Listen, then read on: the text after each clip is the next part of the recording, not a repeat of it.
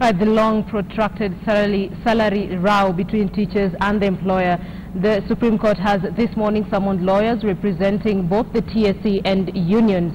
Michelle Ngele has been following up on the developments in this case and now joins us from our City Center studio. Michelle, thank you for joining us. There has been a back and forth between all the stakeholders, and she has been focusing on that particular stalemate that has been in that sector. TSC saying it does not have enough money to pay teachers, the government to be specific, and indeed President Uhuru Kenyatta making it very clear that that amount is unsustainable. Teachers maintaining that if they do not get that award that was given to them by the courts, 50 to 60%, they're not making their way back to class. Michelle Ngele witnessed that. Let's listen into what happened.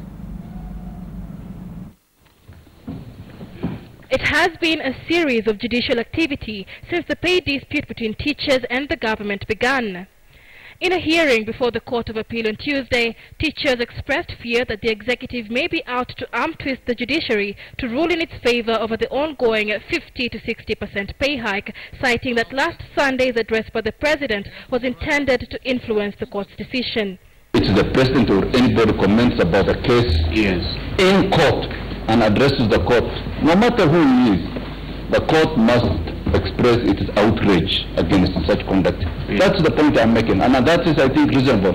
The court, however, assured teachers that the judiciary is handling the matter independently. The judiciary is very, very independent, and we judges will stick to our oath of office, and there is no likelihood at all of anybody with interfering. Lawyers of the parties involved in the case have since been summoned to appear before the Supreme Court for questioning. These include lawyers representing the Teachers Service Commission, the Kenya National Union of Teachers, the Kenya Union of Post-Primary Education Teachers, as well as the Salaries and Remuneration Commission. The Supreme Court wished to question TSC advocate Stella Ruto over a protest letter she wrote to the Supreme Court after the court dismissed an application to review the order to award teachers a salary increment. Part of the letter read, "It does appear that the court does not intend to allow the hearing of the motion and clearly intends to rule upon the issue raised by the court to the advantage of some respondents." The Supreme Court found the contents of the letter rather rude and wrote a response letter to Stella Ruto.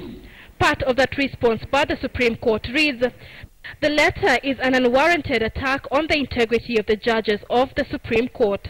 TSC advocate Stella Ruto, however, failed to appear before the court, forcing the judges to dismiss the case until she appears before the court.